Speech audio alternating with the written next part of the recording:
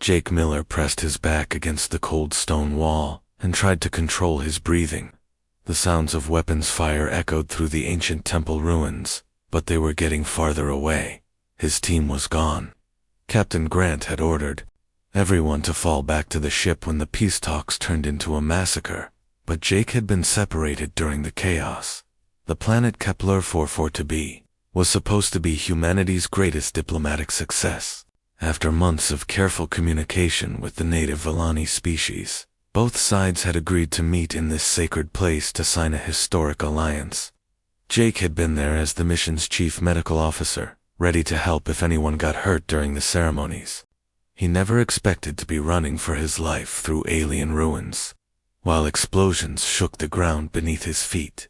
The attack had come without warning. One moment, the tall, graceful Vellani leaders were sharing their traditional greeting rituals with the human delegation. The next moment, armed Vellani soldiers were storming into the temple, firing energy weapons at both humans and their own people. Jake had watched in horror as peaceful negotiators from both species fell to the ground, their bodies burned and broken. Now Jake crouched in the shadows of what had once been a beautiful worship hall. The walls were covered in glowing symbols that pulsed with soft blue light, casting strange patterns across the rubble-strewn floor. His medical bag was still strapped to his shoulder, and his emergency communicator beeped softly every few minutes, trying to connect with the ship. But the signal was too weak, blocked by the thick stone walls and the electromagnetic interference from the weapons. A soft moan made him freeze. Someone was hurt, somewhere close by. Jake listened carefully, trying to figure out where the sound was coming from. There it was again, weaker this time, coming from behind a fallen pillar near the altar area. Every instinct told him to stay hidden. The attackers might still be searching for survivors. But the moan came again, filled with pain and desperation. Jake had taken an oath to help the wounded, no matter who they were or where they came from. He could not ignore someone who was dying.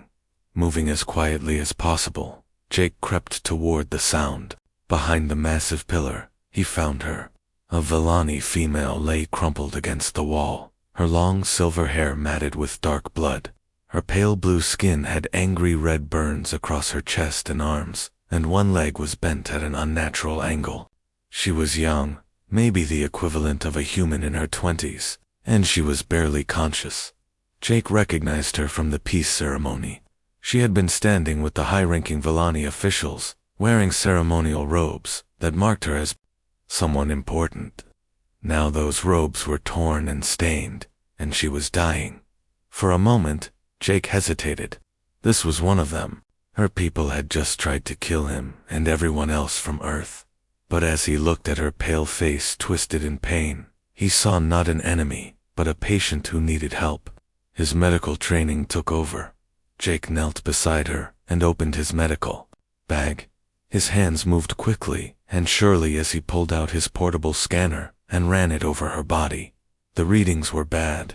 Internal bleeding, severe burns, possible spinal damage. Without immediate treatment, she would be dead within the hour. The Vellani female's eyes fluttered open as Jake began cleaning her wounds. They were large and luminous, colored like deep ocean water, and they fixed on his face with surprising clarity. She tried to speak, but only managed a weak whisper in her own language. Jake could not understand the words, but he recognized the tone. She was afraid. "It's okay," Jake said softly, using the universal translator device clipped to his collar. The machine would convert his words into basic Vellani phrases. "I'm a doctor. I'm going to help you." Her eyes widened when she heard the translation. She tried to pull away from him, but she was too weak to move. Jake continued working, applying synthetic skin patches to cover the worst burns and injecting her with broad-spectrum antibiotics that his research had shown were safe for Vellani biology. "Please don't move," Jake said as he prepared a nerve blocker injection. "This will help with the pain." The injection took effect quickly, and some of the tension left her face. But her eyes never left his. There was something in her gaze that made Jake uncomfortable, not fear anymore, but a kind of desperate intensity, as if she was trying to tell him something important. Jake was sealing a deep cut on her shoulder when she suddenly moved. Her hand shot out and grabbed his wrist with surprising strength. Her fingers wrapped around his arm like a vice, and she would not let go. "What are you doing?" Jake asked, trying to gently pull free. But her grip only tightened. Her eyes were wide and urgent now, and she was saying something in rapid Valani that the translator could not keep up with. The words came through in broken fragments. "Must not, must tell, Uncle Danger. Ships coming." Jake stopped trying to pull away. "What? Ships? What danger?" But she was getting weaker, and her words became harder to understand. Her hand squeezed his arm even tighter, as if she was afraid that if she let go, something terrible would happen. Jake could feel warmth spreading up his arm from where she touched him, a strange tingling sensation that made the hair on his neck stand up. "Please," she whispered in English, the word clear and unmistakable. "Don't go." Jake looked down at her hand gripping his arm, then back at her desperate eyes. He should be trying to get back to his ship. He should be calling for evacuation. But something in her voice, in the way she held on to him like he was the only solid thing in a collapsing world, made him stay. "I won't leave you," he heard himself say, "I promise." Her eyes closed with relief, but her hand did not release its hold on his arm, and in that moment, Jake Miller had no idea that he had just made the most important decision of his life. The strange warmth spread further up Jake's arm, and suddenly, the world around him changed. Images flashed through his mind that were not his own memories. He saw the temple as it had been before the attack, filled with Valani in white robes, singing in harmonious voices that made the crystal formations in the walls glow brighter. He felt emotions that belonged to someone else, a mixture of hope and fear and desperate love for her people. Jake gasped and tried to pull back, but the Valani female's grip held firm. Her eyes opened again and locked onto his, and he realized that whatever was happening, she was doing it on purpose. "My name is Zara," she said, and somehow he understood her perfectly, even though she was speaking in her own language. The words formed directly in his mind. "I am daughter of High Curator Naylan, the one who spoke for peace with your people." More images flooded Jake's consciousness. He saw Zara standing beside a tall, elderly Valani male, with kind eyes and silver markings on his forehead. This was her father, the leader who had worked for months to arrange the peace talks. Jake felt Zara's love for him, her pride in his wisdom and compassion. But then the images turned dark. Jake saw another Valani, younger than the High Curator but with the same facial structure. This one had cruel eyes and wore the armor of a military commander. He was arguing with Zara's father in a private chamber, his voice full of anger and disgust. "That is my uncle, Commander Thane," Zara's voice whispered in Jake's mind. "He believes your kind are a disease that will spread across the galaxy. He says humans make friends too easily, that you will unite all the species against us." Jake watched through Zara's memories as Thane gathered supporters among the more traditional Valani families. They called themselves the Pure Flame, and they believed that contact with humans would destroy their ancient culture. Thane had been planning the attack for weeks, recruiting soldiers who shared his fears about humanity's growing influence in their sector of space. He wanted to kill all the humans at the peace ceremony. Zara continued, her mental voice growing weaker. But that was not enough. He has a bigger plan. The images in Jake's mind shifted to show him something that made his blood run cold. Hidden in the mountains beyond the temple, Thane had assembled a fleet of Valani warships. But these ships had been modified with human technology, weapons and shields that had been stolen from previous encounters with Earth vessels. The plan was to use these hybrid ships to attack Valani colonies, making it look like humanity had betrayed the peace talks and launched a surprise invasion. "The proof is in my father's study." Zara's thoughts pressed into Jake's mind with urgent desperation. Communications between Thane and others like him on different worlds. A whole conspiracy to frame your people and start a war that will spread across the galaxy. Jake finally understood why she would not let go of his arm. She was dying from her injuries, but she was using some kind of Villani mental ability to share this crucial information with him. The physical contact was necessary to maintain the connection, and if she broke it now, she might not have the strength to re-establish it. "How are you doing this?" Jake asked, speaking aloud, but somehow knowing she would understand his thoughts. "It is called the sharing," Zara replied. "When one of us is close to death, we can open our minds to another person and give them our memories and knowledge. Usually it only works between Villani, but humans are different. Your minds are more open, more adaptably." Jake felt her life force ebbing away even as she spoke. The neural connection was keeping her conscious, but it was also draining what little energy she had left. He had to make a choice. If he tried to move her, if he broke the contact to call for help, she would die before she could finish sharing what she knew. But if he stayed here much longer, Thane's soldiers would find them both. "There is more." Zara's mental voice was getting fainter. "The attack today was just the beginning. Tomorrow, Thane's fleet will destroy the human settlement on Kappa Prime. He has your people's access codes, stolen from your diplomatic ships. He can make it look like the attack came from anywhere." The images showed Jake exactly what Thane planned to do. The modified Villani ships would approach Kappa Prime broadcasting human identification signals. They would destroy the colony's defenses and kill thousands of settlers, then disappear before any real human ships arrived. By the time Earth's military responded, they would find only wreckage and evidence that pointed to a Villani sneak attack. "Your uncle is very thorough," Jake said grimly. "He learned strategy from studying human military history," Zara replied with bitter irony. "He says humans are too dangerous because they think like him, but more cleverly. He fears you will do to us what he wants to do to you." Jake could feel Zara's strength failing. The warm sensation in his arm was fading, and her grip was loosening. But there was still more information she needed to share. She showed him the location of her father's study, the computer codes that would access the hidden communications, even the frequencies that Thane's ships would use to coordinate their attack. "Why are you telling me all this?" Jake asked.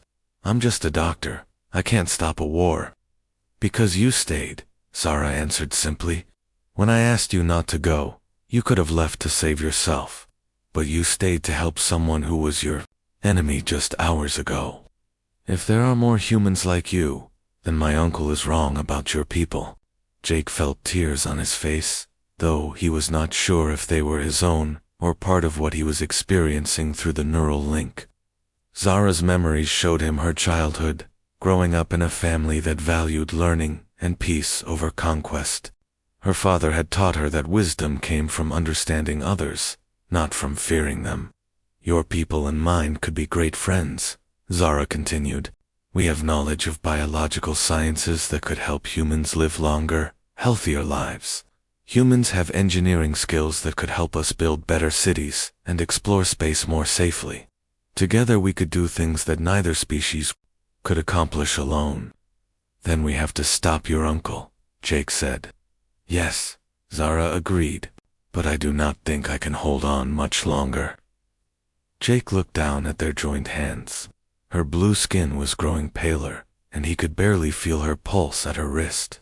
The neural connection was the only thing keeping her alive now, but it was also slowly killing her as it drained her remaining energy.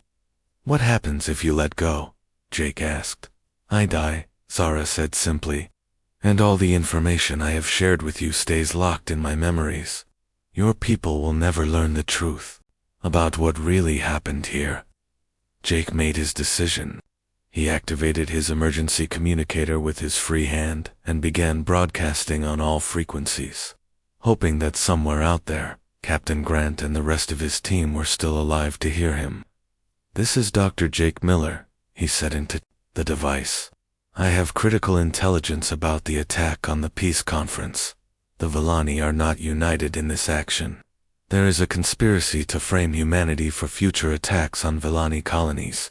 I repeat, this is not what it appears to be.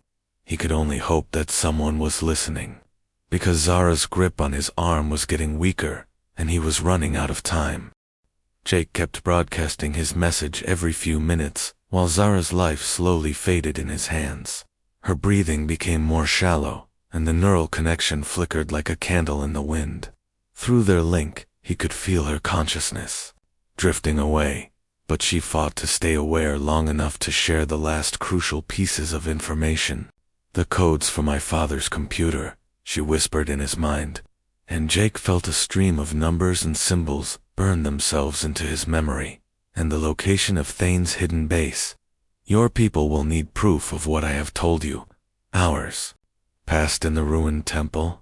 Jake's legs cramped from sitting in the same position, but he did not dare move and risk breaking their connection. His water ran low, and his emergency rations were nearly gone.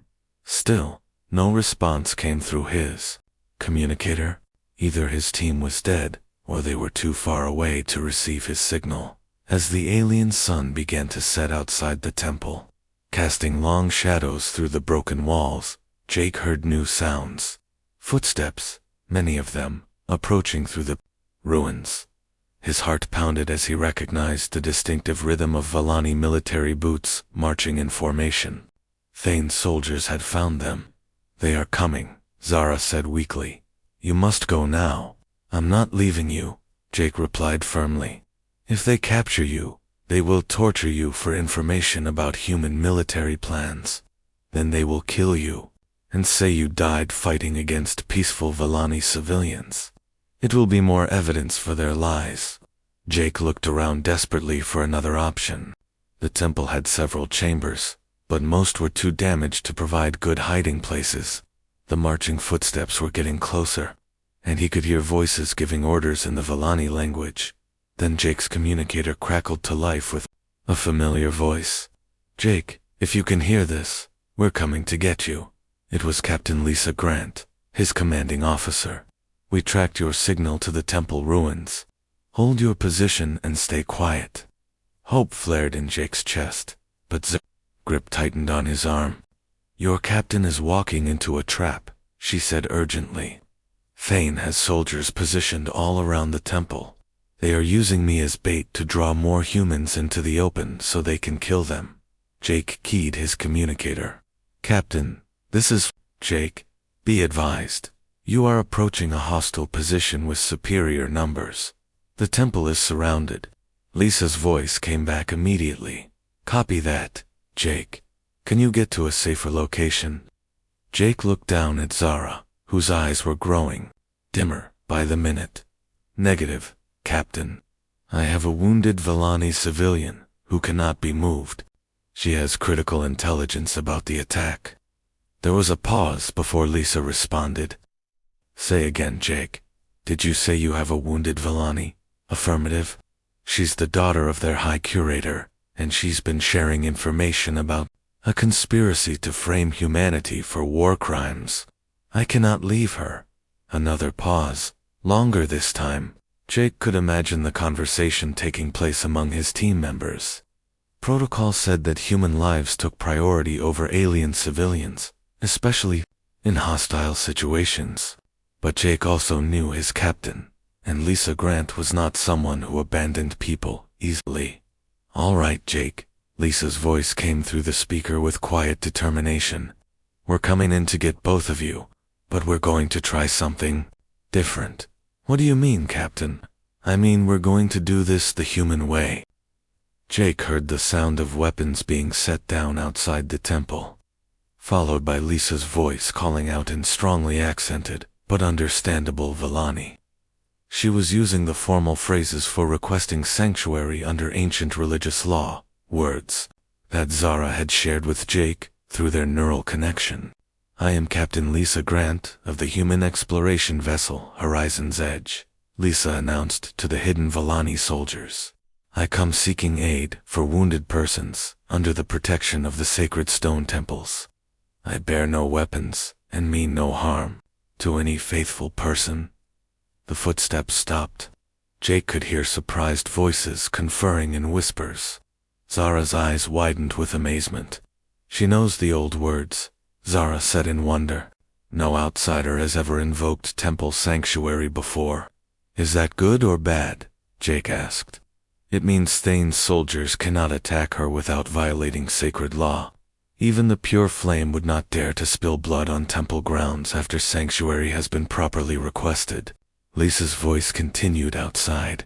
I know that honest Vellani warriors value courage and honor above politics. I offer myself in trade for safe passage for the wounded. 1 life, for 2, freely given. Jake heard Zara gasp softly. She offers herself, as hostage. That is a very brave thing. That's Lisa Grant for you, Jake said with a mixture of pride and worry. She never leaves anyone behind, no matter what the cost. More voices could be heard arguing outside. Some sounded angry, but others seemed impressed by Lisa's gesture. Jake realized that not all of Thane's soldiers were completely loyal to his cause. Some might still respect the old traditions that valued honor over hatred. Then a new voice cut through the debate, cold and commanding. Commander Thane himself had arrived. Humans have no understanding of our sacred laws, Thane declared loudly. They mock our traditions by pretending to follow them. Kill them all, and let their deaths serve as a message to their people. But before his soldiers could move, another group of Vellani arrived at the temple. These were wearing different uniforms, the deep blue robes of the High Curator's personal guard. Their leader, an elderly Vellani with silver markings on his face, stepped forward to confront Thane. Commander, you forget yourself, the elder said with quiet authority. This is sacred ground, and sanctuary has been properly requested.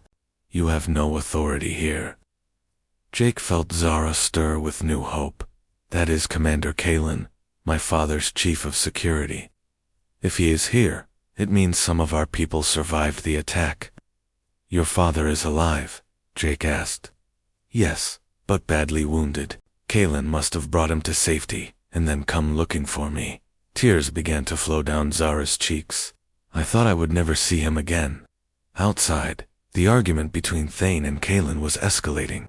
More Vellani were arriving from both factions, and Jake could sense the tension building toward violence.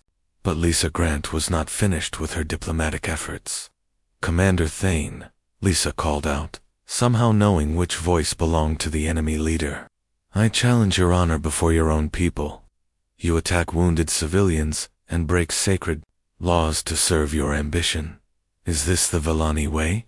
You know nothing of our ways, human, Thane spat back. I know that your own niece lies dying in this temple, and you have not asked once about her condition, Lisa replied. What does that say about your character? Jake heard Zara draw a sharp breath.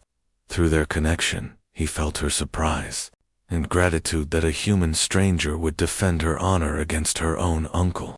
My niece chose to stand with aliens over her own people, Thane said coldly. She is no longer my family. Then you will not mind if we take her with us when we leave, Lisa said calmly. Jake had to admire his captain's strategy.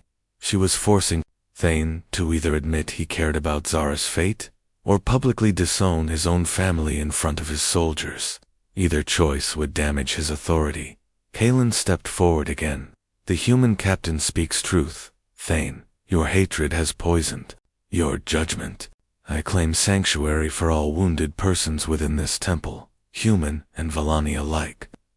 You have no authority to grant sanctuary, Thane snarled.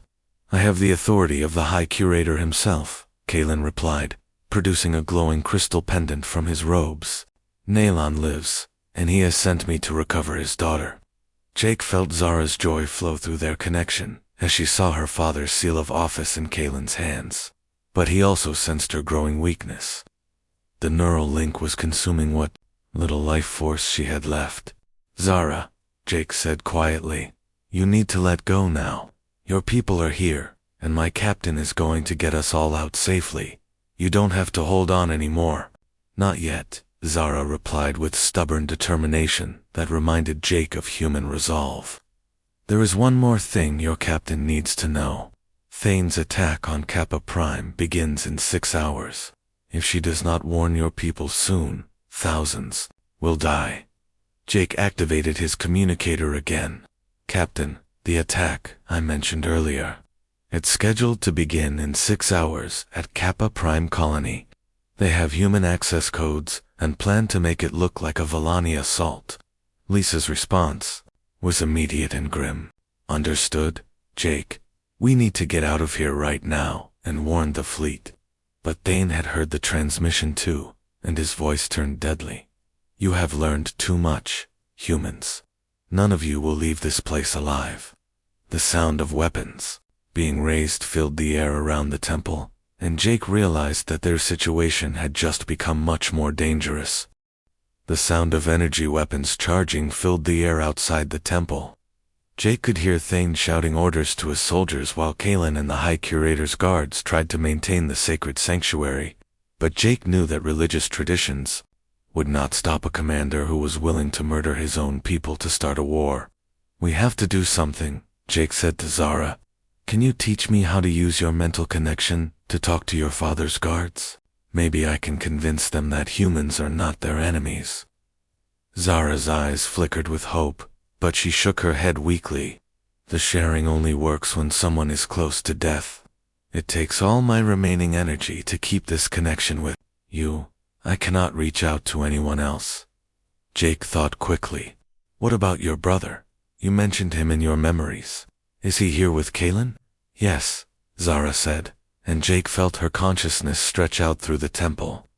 Ben is young, only 15 years old in your counting, but he has strong mental abilities. He is hiding in the chamber near the altar. Can you teach him how to maintain our connection? If he takes over the neural link, I could use both hands to help fight. Zara's grip on his arm tightened as she considered this. It is possible, but very dangerous. Ben has never attempted the sharing before, and if he makes a mistake, both of us could die. The mental feedback would be too much for him to handle. Outside the temple, the argument between Thane and Kalen was getting louder. Jake could hear that more soldiers were arriving, and most of them seemed to be taking Thane's side. The Pure Flame supporters outnumbered the High Curator's loyal guards by at least 3 to 1. Jake, Lisa's voice crackled through his communicator. We're running out of time. Thane has brought up heavy weapons, and I don't think Kalen can protect us much longer. Jake made his decision. Zara, we have to try. If I can help fight, maybe we can hold them off long enough for reinforcements to arrive.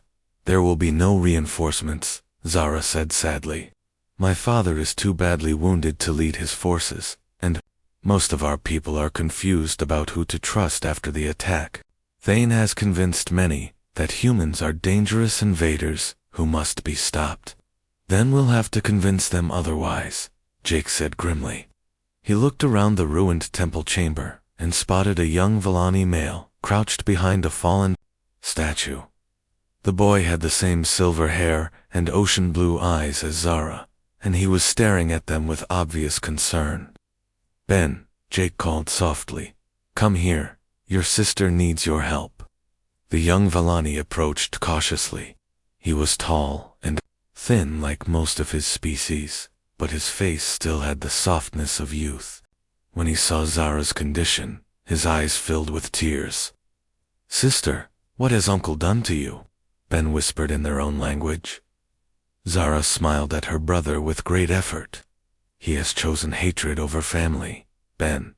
But we can still stop him, if you are brave enough to help. Jake felt Zara open her mind wider, extending the neural connection to include her brother. The sensation was overwhelming at first, like having 2 conversations in his head at the same time. Ben gasped and staggered as the mental link formed, but he did not pull away. This is how humans think, Ben asked in wonder. So many thoughts at once, so much curiosity about everything. This is how Jake thinks, Zara corrected. He is a healer who sees problems and looks for solutions. Most humans are probably different. Actually, Jake said, most humans are pretty much like this. We tend to be stubborn problem solvers who don't give up easily. Ben laughed despite the dangerous situation. I can see why Uncle fears your people. You think like we do, but faster and with more determination. Jake felt the neural connection shift as Ben began to take over maintaining the link with his sister. The young Vellani had natural talent for mental abilities, and he quickly learned how to keep Zara conscious while using less of her energy. Jake's arm was finally free to move.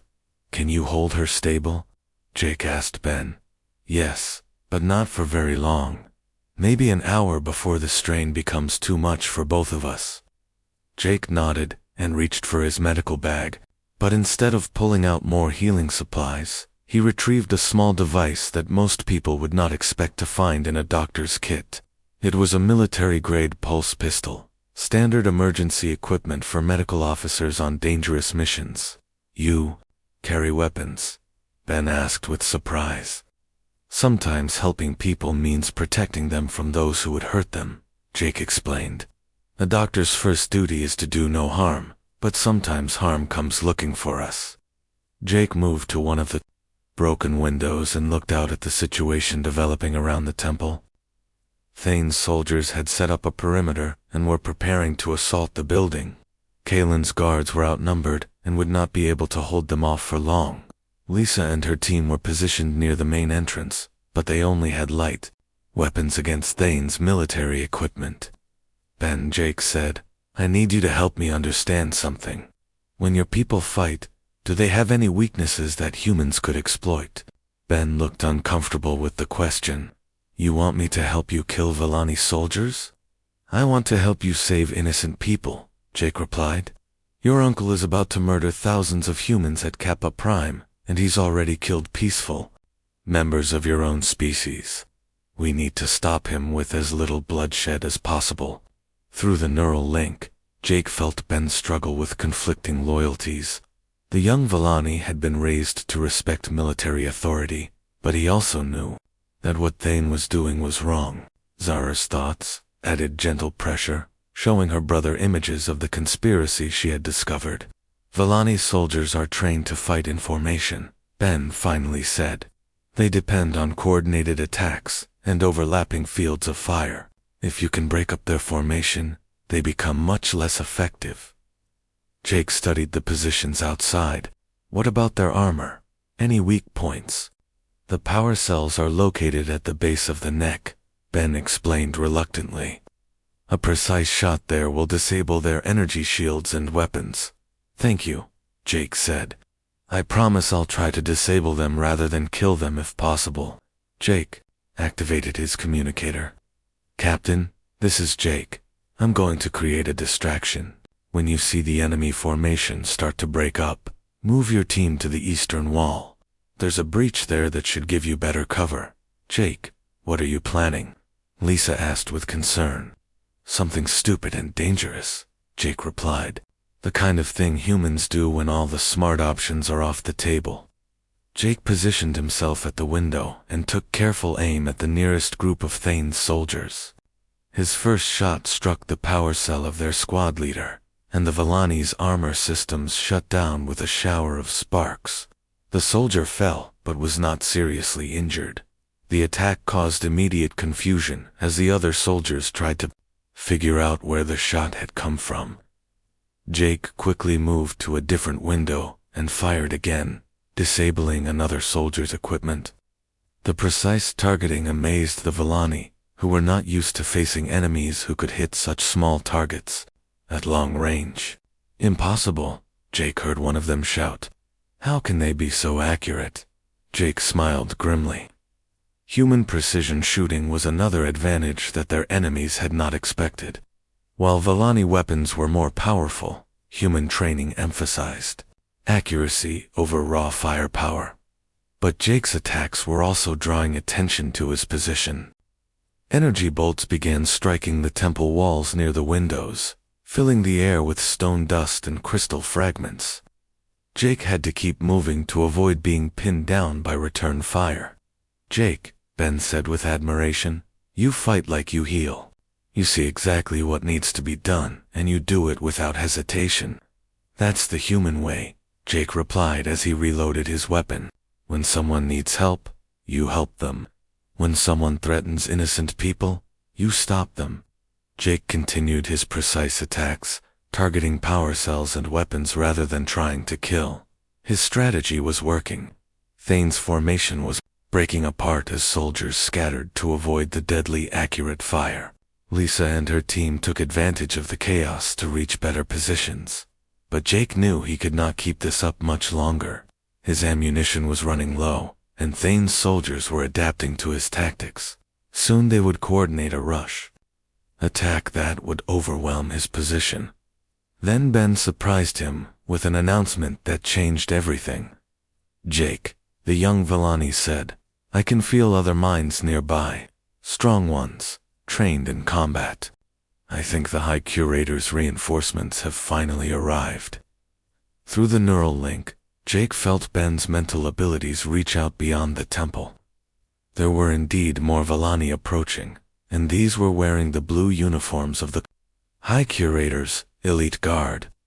Better still, Jake sensed something else through Ben's expanded awareness. "There are humans with them," Ben said in amazement. "Your people have made alliance with my father's forces. They are coming to rescue all of us together." The combined force of human marines and Villani royal guards arrived at the temple just as Thane's soldiers prepared their final assault. Jake watched from the window as the two species fought side by side, their different combat styles complementing each other perfectly. The humans provided precise long-range fire, while the Villani used their superior speed and agility to outflank. "Enemy positions." Commander Thane's voice roared above the battle sounds, trying to rally his troops. "See how the humans corrupt our people. They turn Villani against Villani." But his words had lost their power. Many of his own soldiers could see that the humans were being careful not to harm Villani civilians, and that the royal guards were fighting to protect both species equally. The pure flame's message of hatred was crumbling in the face of obvious cooperation. Jake felt the neural link with Zara fluctuate as her strength finally reached its limits. Ben was doing his best to maintain the connection, but his inexperience was showing. The young Villani was growing pale from the mental strain, and sweat beaded on his forehead. "I cannot hold on much longer," Ben admitted. "The sharing is too complex for someone my age." Jake looked down at Zara, whose breathing had become barely visible. "It's okay," he told her through their fading connection. "Your father's people are here, and the information you shared is going to save thousands of lives. You can let go now." But Zara's mind touched his one last time with surprising strength. "Not yet, Jake Miller. There is something else you need to understand." New images flowed through the neural link, but these were different from the military intelligence she had shared before. Jake saw the Villani homeworld, its crystal cities and floating gardens. He felt their deep love for learning and their natural curiosity about other forms of life. He experienced their art, their music, their poetry that could make flowers bloom with sound alone. "This is who we really are," Zara whispered in his thoughts. "Not warriors or conquerors, but explorers and gardeners. We want to learn from your people, to share knowledge and grow together." Jake saw visions of possible futures, humans and Villani, working together to heal damaged worlds and discover new forms of life among the stars. He felt Zara's hope that their species could become partners in exploration, rather than enemies in war. "Your people have something we lack," Zara continued. "You never give up hope, even when everything seems impossible. You find solutions where others see only problems. We could learn so much from that strength." The neural connection was dissolving now, as Zara's life force finally reached its end. But instead of sadness, Jake felt only peace flowing from her mind. She had accomplished what she set out to do, passing on the knowledge that could prevent a galactic war. "Take care of Ben," were her final words to Jake. "He will need human friends to help him understand that not all differences lead to conflict." Zara's hand finally relaxed its grip on Jake's arm, and her breathing stopped. Ben cried out as the mental connection broke, leaving him disoriented and grief-stricken. Jake caught the young Vellani as he swayed on his feet, supporting him while he recovered from the psychic shock. "She is gone," Ben said with tears streaming down his face. "Yes," Jake replied gently, "but what she gave us is going to live on.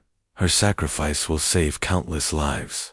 The battle outside was ending as Thane's remaining soldiers surrendered. The commander himself had been captured alive, along with evidence of his conspiracy to frame humanity for war crimes. Jake's emergency broadcasts had reached the High Curator's forces in time to prevent the attack on Kappa Prime. Captain Lisa Grant entered the temple with a team of medics, both human and Vellani. She knelt beside Jake and checked his condition, then looked down at Zara's still form with respect. "She was the key to everything," Jake told his captain. "Without her information, Thane's plan would have succeeded." "What exactly happened here, Jake?" Lisa asked. "My instruments detected some kind of unusual neural activity coming from this location." Jake looked at Ben, who was still holding his sister's hand and saying quiet prayers in the Vellani language. "It's called the sharing, Captain. When a Vellani is dying, they can transfer their memories and knowledge to someone else through direct mental contact." Lisa's eyes widened with understanding. "She shared military intelligence with you through some kind of telepathic link." "More than that," Jake said. "She showed me who the Vellani really are, what they value, what they hope for." This whole conflict started because both sides were afraid of each other, but the fear was based on misunderstanding. High Curator Nalon arrived at the temple, moving slowly because of his injuries, but determined to honor his daughter's sacrifice. The elderly Vellani leader looked exactly like Jake remembered from Zara's shared memories, kind eyes filled with wisdom and sorrow. "You are the human doctor who stayed with my daughter," Nalon said in accented English. "She spoke of you through the mental link with her brother. You could have escaped to safety, but you chose to remain and hear her warnings." "Any decent person would have done the same thing," Jake replied. "No," Nalon said firmly. "Many would have seen only an enemy warrior and left her to die. You saw a person in need of help, and you put aside fear and hatred to offer healing. This is why my daughter believed in the possibility of peace between our peoples." Jake felt Ben's hand touch his shoulder. The young Vellani was looking at him with a mixture of gratitude and curiosity. "The sharing changed both of us," Ben said quietly. "I can still feel some of your thoughts, your way of looking for solutions instead of dwelling on problems. Is this how all humans think?" "Most of us, most of the time," Jake admitted. "We're stubborn that way." Ben smiled, and Jake realized it was the first time he had seen a Vellani smile. The expression was surprisingly similar to a human smile, full of warmth and hope. Over the following days, as diplomats from both species worked to repair the damage caused by Thane's conspiracy, Jake found himself serving as an unofficial ambassador.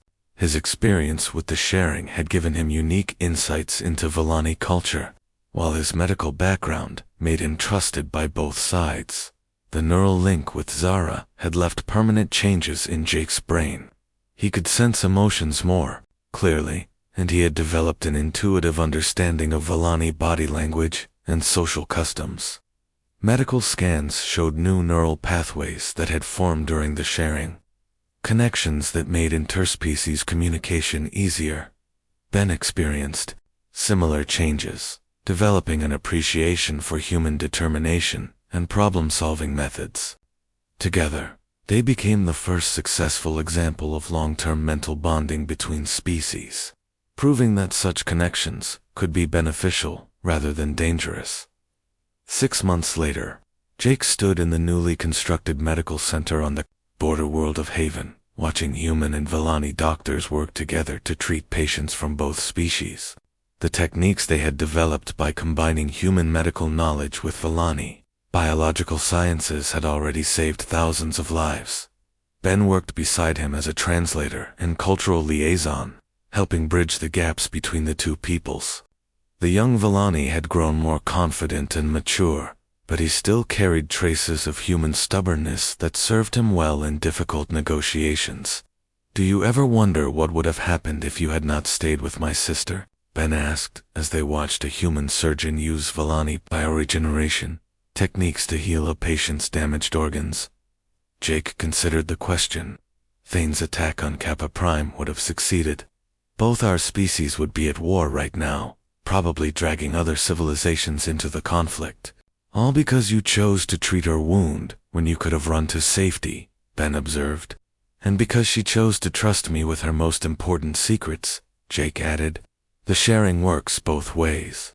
She had to believe that I would use the information responsibly." Jake looked at his hands, remembering the warmth he had felt when Zara first grabbed his arm and refused to let go. The neural pathways that had formed during their connection still glowed faintly under medical scanners, a permanent reminder of the bond they had shared. "She asked me not to let go," Jake said quietly, "and it turned out that holding on was exactly what the galaxy needed." Ben nodded thoughtfully.